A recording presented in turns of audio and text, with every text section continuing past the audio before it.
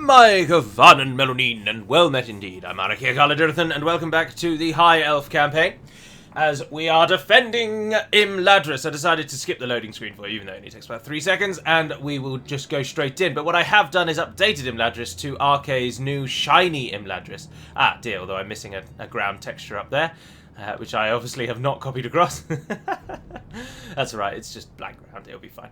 The key reason, of course, is because now these beautiful things at the end of this wall will shoot at our enemies, which we are very pleased to see. We've got a lot of elven defenders, which we shall use because we have no ranged units at all in today's battle. So it's going to be a challenge. It won't be a challenge. We shall win quite soundly and quite easily, I would have thought. Chuck those on the walls just in case we need someone on the walls for the towers to work. Pull yourselves back a little bit. And catch them in the middle. Catch them in the crosshairs! Elven defenders upgraded to look like the... I'm sure they were called Nanatari of old. Not the... Noriterno. I'm not getting them confused with the Noriterno. That's not what the Noriterno looked like. Which someone commented on quite a few episodes ago.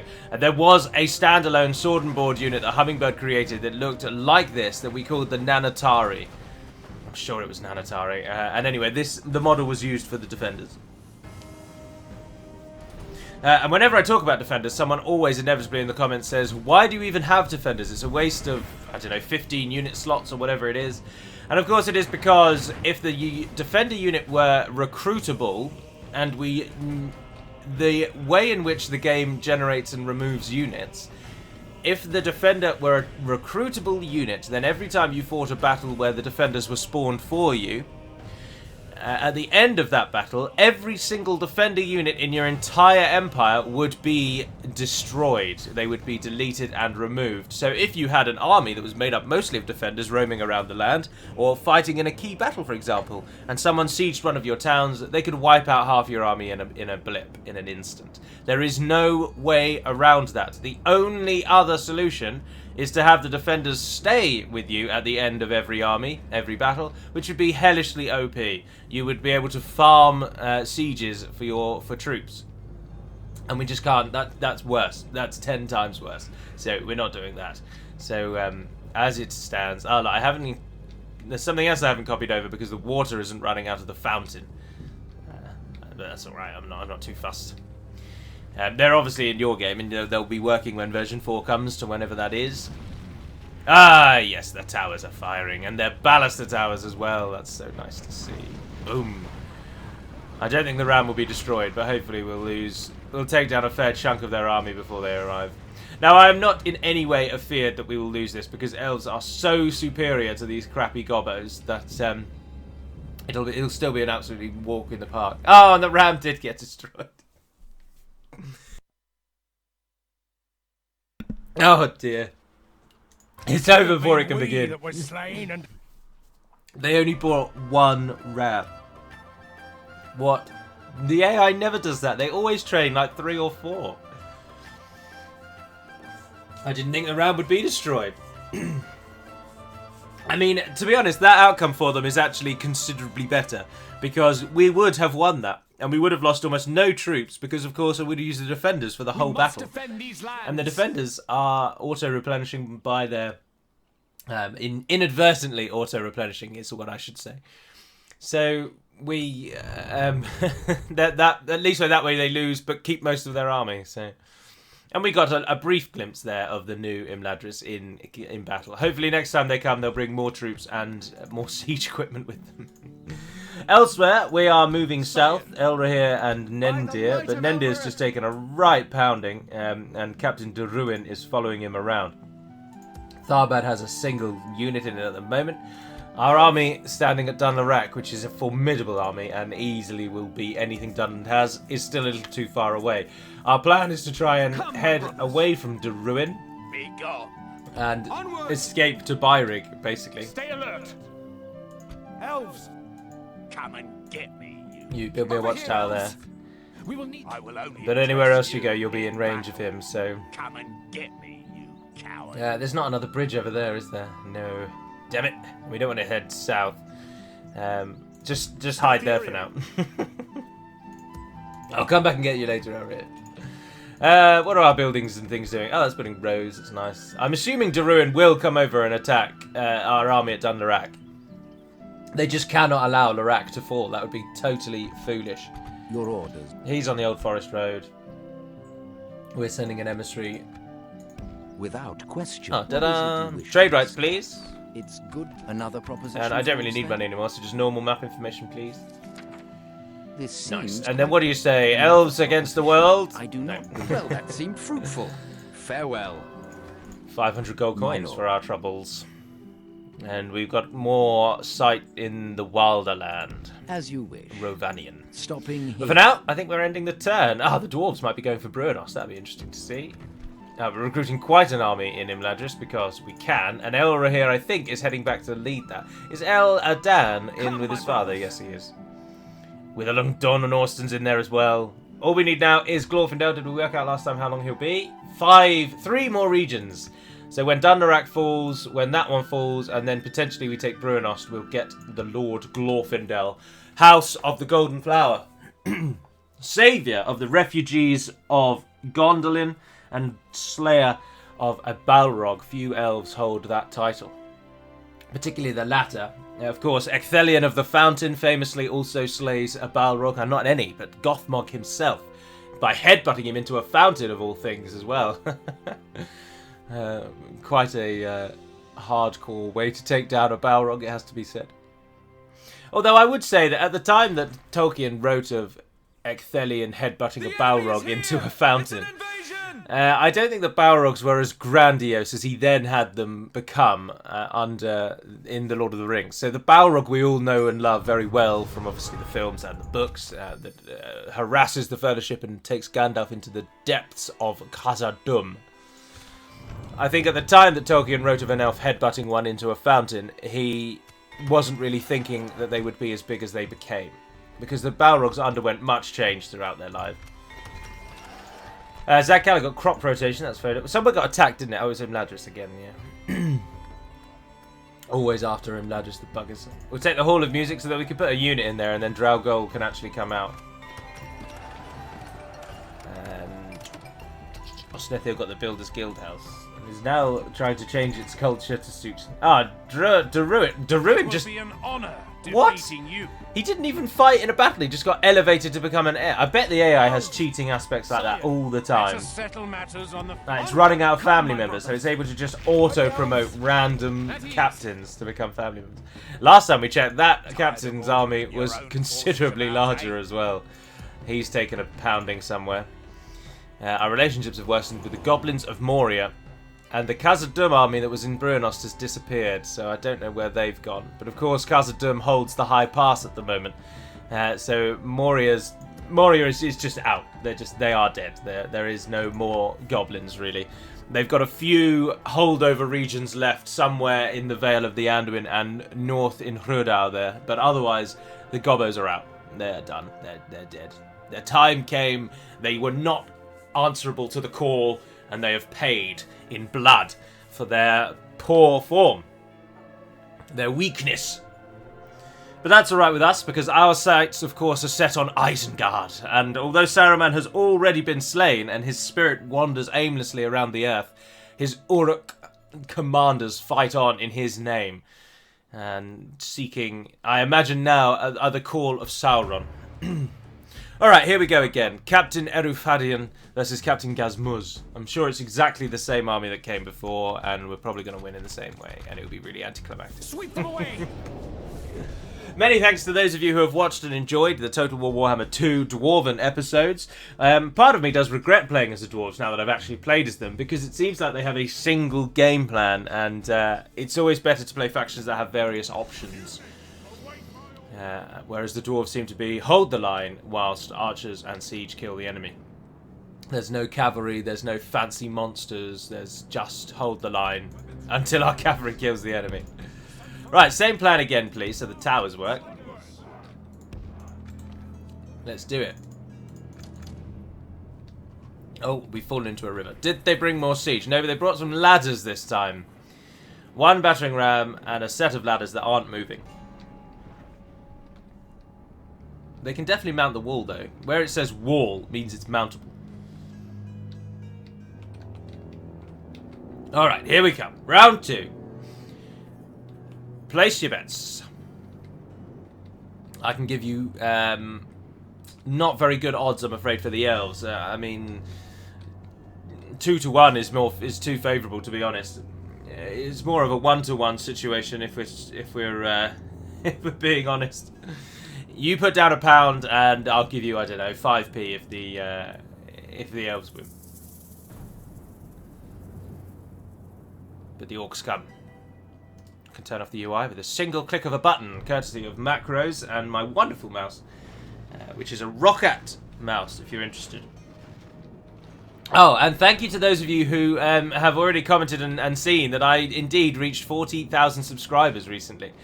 Within the past few weeks, I think, in fact.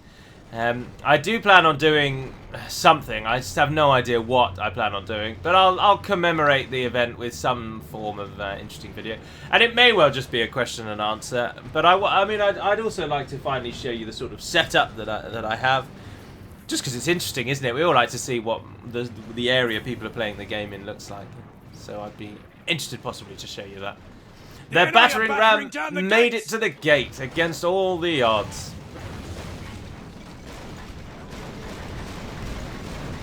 Blast their eyes! The enemy's ram is through our gates. Cover those gates. The enemy have the walls. Look to our defense or all will be lost. Press in and hit them. The might of the elves. I mean, some of you are dying to goblin snugger. I can't believe that. They do look good, though, the defenders with their sword and shield. As the goblins stream into the middle there. The towers, you still firing? There's some units out here that could do with being shot. Yes, you are. Oh, right to the shoulder blade, and down he goes. They cry out to their hidden deity. Melkor of the Void, bless our orcs and goblins this day. Obviously, they don't talk like that. They'd be more like, oi, help us. Well, we don't need to listen to them gurn for 20 minutes. Let's move back in. Wow, there are a lot of goblins. I'll pull you down off the wall when the time is right, but you're not actually very good against sword and shield units. Thinking you're safe in the very heart of Elvendom. Although, no, that accolade goes to Karas Galadon, doesn't it? Alright, Elven Cavalry, pull you out just in case. This is definitely a building from Battle for Middle-earth 2. They transfer surprisingly well. I suppose it's because they're from the same sort of era, aren't they? I think that is a building from Battle for Middle-earth 2 as well. And you'll note it's actually just a scaled-down version of the main building. Ah, no, it isn't. No, they are different. No, they are identical. No, he cries. They are different. They are based on the same sort of thing, but you know, there aren't any steps in front of these two. Anyway, sorry, we should really be focusing on the actual battle and not the the architecture. Oh, as expected, it's an absolute walk in the park. Let's speed it up. Go on, run away, you cowards. The enemy general flees like the coward he is. Press onward and break the spirit of his army. The Taskmasters have charged in after having increased the morale of all of their forces for as long as they can. There's nothing left for them to do but charge in. And steadily and swiftly die. It's quite interesting watching it at times 6, isn't it? Everything moves so fast.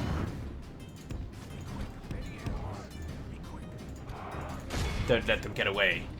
Shut them down. Ah, the army that was holding on to the ladders is now coming. This is the way. Weapons ready. This is the way. This is the way. To form a nice little ambush area for them. Our captain is out leading the army now in his resplendent bronzy golden armor. Looking absolutely majestic. We await your command. Wait for it, wait for it. Oh, they just charged in on their own. I've never actually seen a unit do that. It often says in the bios sometimes, unit may ignore orders or may charge without orders, but I've never actually seen it happen. That was really interesting. Utterly vanquished. This is a great victory, worthy of only the mightiest of generals. We made absolutely sure to only have the Elven defenders take losses, and one of them killed 381 on his own. I say his, that's turned a single battalion into a single man, on their own. Well done indeed. Something I am hopefully going to do, as I've mentioned before, I get 11 days off over Christmas, which is fantastic. And so what I will do is record at that time the final Skyrim episode to say farewell to that campaign, so that will come randomly. I also hope to record the final sort of Warhammer episodes as well. Warhammer Dark Crusade, because I'd like to finish that. Something else I also thought of doing, and something that I know... Oh, they just died. They've just been defeated. Something that Spirit of the Law did a while back was because City Skylines, there's a few people that want to see what my city looks like, but it's not enough for it to be featured properly. But something that Spirit of the Law did was he recorded a sort of 3-episode playlist of Skylines, but then only made one of them public and the other 2 unlisted. So if you could find the playlist to watch them, but it wouldn't spam your notification feed with videos that many of you aren't interested in. And there we are, the Goblins of Moria are defeated. Someone killed their last heir. So that's something I was thinking of doing. It's just giving you a little tour of my city, because so many people do ask about it, because I talk about it. And in fact, I'll be playing it as soon as I end this today, as I've finished my industrial island, and I'm now preparing to build a secondary sort of city, if you will. My large concentric circle city is complete, and I need new homes in new areas. Anyway, unrelated. But that's all things that I hope to do at the time of my 11 days off, which is now only a week and a bit away. Christmas is, of course, closing in on us fast. I'm recording this on a Sunday, but when you're watching this on the Monday, Christmas is only a week and 2 days away, so we close in. Interestingly, Daruin is just not bothering with Dunlarak, and I'm not. We're in no rush. I'm not going to attack that and take needless losses. I will sit them out for 4 turns. I'm happy to do that. And if nothing else happens, I'll just cut it out of the video and join you again in 4 turns. And in fact, actually, that's quite likely, isn't it? That's likely to occur. So, the next time you see me, it will either be we've taken Dunlarak or Daruin has actually attacked us. Hello, everyone. So, we haven't taken Dunlarak yet. And apparently we've just won the game.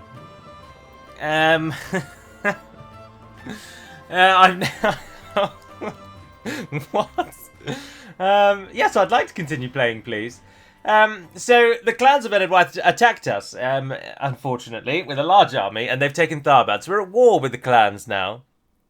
I can only assume that Isengard has just been defeated, because that's the only thing that was left on our victory conditions. No, we've got a defeat.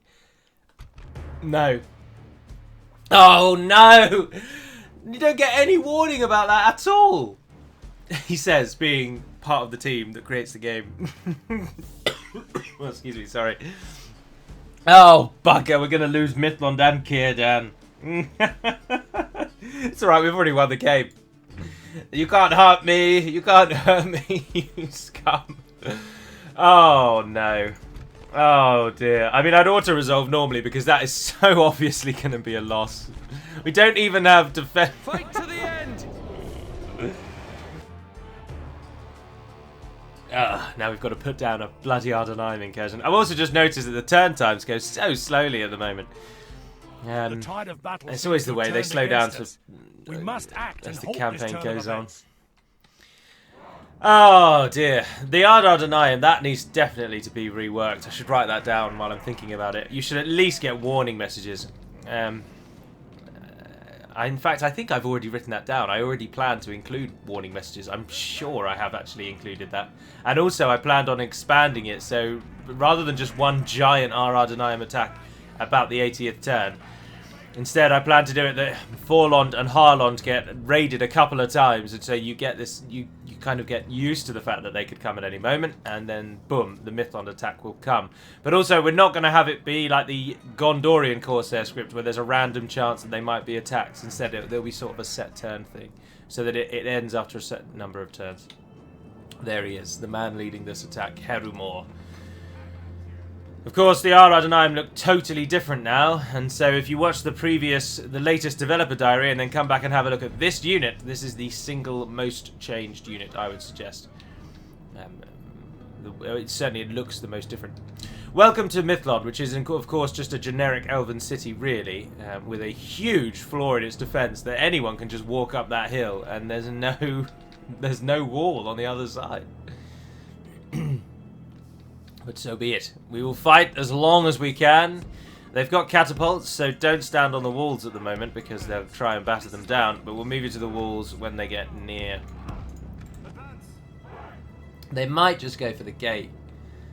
We'll find out because here they are. Did they have battering ram or anything like that? No.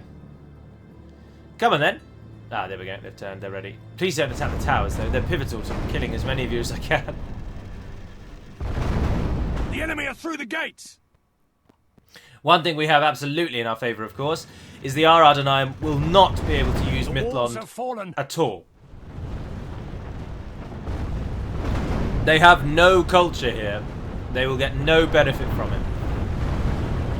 Oh dear, they are absolutely ruining our walls. And I think someone's just taken a... yeah. Ugh, the game does not like those walls falling down. The frame rate is dropping. The walls have fallen. And they are just lining us up and shredding us. There's going to be 6 breaches at this rate, including the gate. Ah, oh, that's it. They've done it. Abandon the wall. Abandon the wall. I should have done that ages ago. Run away.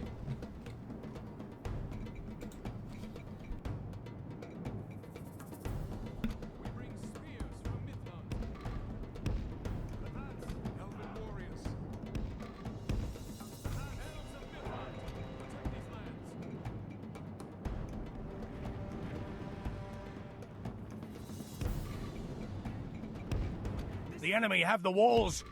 Look to our defense or all will be lost. This is the way. Elven warriors. We bring spears from Midland. Spears out.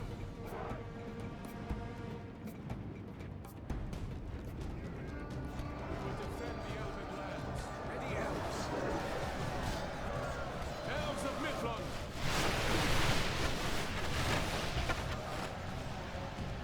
We will defend the Elven lands. Elven warriors. This is the way. Launch the attack. Launch the attack.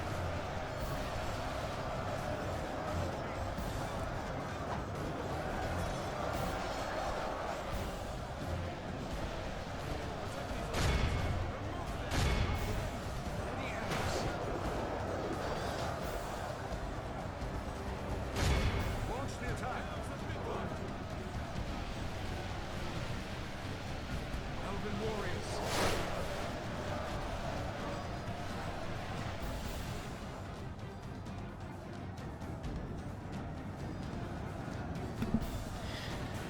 Ah, damn. So many of you will be thinking, why was there no sound for a while there? That's because I just muted myself and forgot to turn it back on. But also many of you will have been thinking, Gallo hasn't done anything to prepare for the large attack that's coming in a minute. And of course, no, I had not done that. So vindication for those of you that were thinking that. And I think we do need to put in a warning, a notice. Now, of course, the point of the attack is exactly as has happened here, in that you are supposed to be caught unawares, and it's supposed to be something of a late-game crisis, like they have in games like Stellaris, for example, where there's some sort of key triggering event that happens in the end game that gives a powerful faction something to do, because at this point of the campaign, you have more than likely won, as in fact we've achieved victory already. So it gives you something to think about at the end, a minor nuisance, but still a logistical problem. And so this has achieved that perfectly. They're going to take Mythlond, they're going to kill my faction, one of my faction's most important people. We're going to lose our capital city, and we're going to have to send troops to a sleepy corner of Veriador, where nothing has happened until now. So it's achieved victory. It's done exactly what it set out to do, but many players will be very annoyed when an attack comes out of literally nowhere. People want at least an opportunity to prepare for it. And so that is what I think we should do. We should warn you. But as I say, I do plan on expanding it a bit to attack Mithlon, Harlond and Forlond first. For defeat seems almost certain. Although Círdan is not going down without a fight. He is taking a lot of folks with him. I don't actually know where he is amongst that number because they all look like him with the white hair.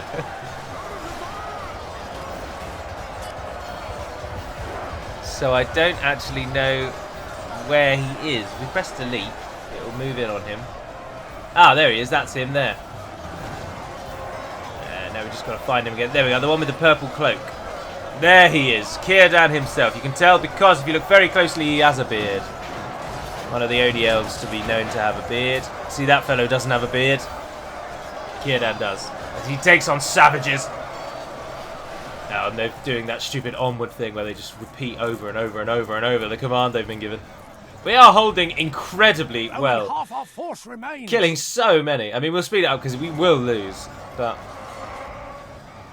I can't believe how many are going down before that point comes, though. The Nardu Tariq aren't getting involved for some reason. Oh, I do miss their chocolate bar shields. Although, when you actually do look closely on them, the texture quality is quite low. It's quite low. I do like those masks though, and I have to say I much prefer that mask to their mask that they now use. And I did actually hope and indeed ask that that mask stay, but it didn't make it in.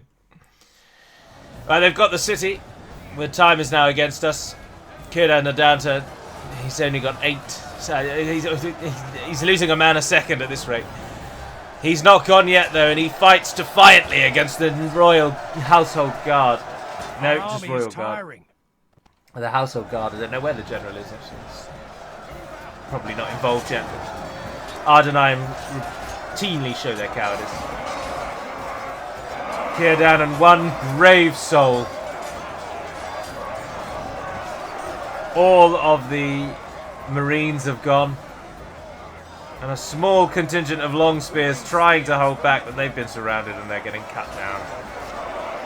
Círdan now stands alone. The last long spear falls, and one of the oldest elves currently residing in Middle Earth is about to be hacked down unceremoniously in the very haven dealt a stinging defeat today. that he built or contributed to. 687 Ardenaim fools paid today, but it was not enough. Ah, Mithlon. Mithlon was the one that trained everything as well, because I stupidly did not put any recruitment in Forlond or Harlond because they were too far away. Which means the Ardenaim are now going to ransack much of this northern area. And Mithlon made 5,000 coins a turn. Oh dear. You'll note as well, obviously, as you can see there, that Daruin never did attack us. Oh, the Brandon's besieged. Orthanc is troubled. Ardenheim reigns supreme. Orthanc is overrun. Dol Guldur besieged. Fornos is assaulted. But Isengard... Our victory conditions, which we've completed, were to destroy Isengard. So, does that mean... But it didn't give us the notification to say, oh, they literally did die. Oh, my goodness. We've won. We could end this campaign here. 95 turns in. We've won. I can't believe that. Well, we need to see this army in battle. Elves. That is a must. And we must reclaim Mithlond. Eddardwyth just attacked us as well. We could well end, but I mean, we were fighting Isengard, so we get to see their forces in battle, and Rohan have beaten them. Oh dear. The Ardenaim aren't actually doing very well outside of what they've taken from us. Their only expansion in the south is Barad-Han and Gobel Tolfalas. Nothing else, really. Gondor are doing so well. Dear, oh dear. Minas Morgul has fallen. They've taken Gelebrin. They've pushed in. They've got Cirith Ungol under siege now. Yeah, Gondor are ruining Mordor. I suppose... But then that's interesting, because Ardenaim and Harad are at the crossings, but Dol Amroth are holding them back, I suppose. It's one of those rare times where good wins on its own. Normally, we get so many complaints about evil being so overpowered, but just look at it. Good are absolutely ruining it. Even Rune aren't doing well. They've not even made it out of Rune, and they've not even taken Dorwinion down. And look at the Anduin. What on earth has happened here? I suppose that's what happens when the goblins get taken out. The Anduin Vale just roller coaster, just steamroll. The dwarves have taken Gundabad. Danes, Halls, and Berserkul is all Gundabad have left. Angmar, the only evil nation with actually any substance, really, other than the far south. Umbar and Harad. I really don't know what to do now. We will defeat Dunland. They've only got 2 provinces left, so we'll at least take Dunland out, and we'll at least get Mithlond back. But I think that might be where I probably call this campaign, and we'll start as someone new. We can't recruit anything in these. We literally have no recruitment possibilities in the north. Ah, dear. We've just trained an army in Imladris, actually, which was going to head north and take Kamath Bryn, because we had a mission to do that. But there's not much point, really, now, is there? The army will head west, then. I've got Eldarinwe, Roquen, and Tierno lined up. Let's throw some more units at it, then. And that army is going to have to go west. You're going to be the reclamation of Mithlond. Can't trade anything else anywhere else. We didn't even get to see Glorfindel. Although he will come if Angmar go down to 2 provinces as well. The dwarves are sort of stalemating with them. Northern Dunedain have got Goberdrein though, actually. Angmar are on their way out, although they are attacking Dead Man's Dyke with quite a large army. Goodness, there's 2 of them there.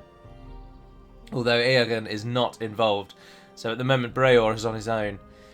Disappointing. Dunland really don't know what to do because they know the auto-resolve is telling them that they just will not win that battle. That's why they're not attacking me, because they cannot win. They might attack me now. It's down to 1 turn, and that will be the next episode. But so there we are. What we're going to also have to do is possibly cast our votes for the next campaign, because Imladris is basically coming to a close now. We will see that battle fight. I tell you what, that will be my conditions. We'll take Dunyard, we'll take Dunlarak, we'll reclaim Mithlond in a glorious battle against the Ardenaim, and then probably call it a day, to be honest.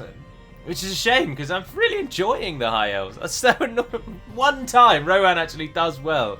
I've never, ever, ever, in 6 or something years of playing this game and modding this game, I have never seen Rohan defeat Isengard. It is unprecedented.